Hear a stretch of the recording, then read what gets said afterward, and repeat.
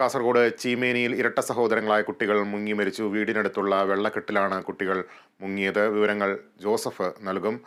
Joseph, പങ്കുവയ്ക്കാം വിവരങ്ങൾ.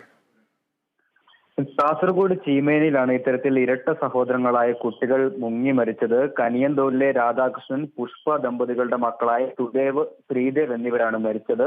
ഇന്ന് ഉച്ച മുതൽ ഇവരെ കാണാതായിരുന്നു. തുടർന്ന് നടത്തിയ പരിശോധനയിലാണ് കല്ല് വെട്ടുന്ന പണയിലെ വെള്ളക്കെട്ടിൽ മുങ്ങി മരിച്ച നിലയിൽ ഇവരെ കണ്ടെത്തിയത്.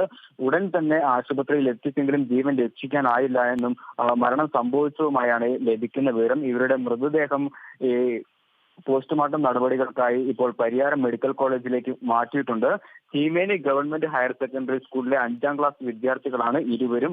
ഏതൊക്കെയായാലും നാടിനെ നടുക്കിയ ഒരു സംഭവമായിരുന്നു. ഇന്ന് ഉച്ച മുതലാണ് ഈ കുട്ടികളെ കാണാതായത്. ഈ കനിയന്തോളിലെ രാധാകൃഷ്ണൻ, പുഷ്പ ദമ്പതികളുടെ മക്കളായ സുദേവ്, ശ്രീദേവ് എന്നിവരാണ് ഈ മുങ്ങി മരിച്ചത്. ലിബീഷ്. ശരി ജോസഫ്.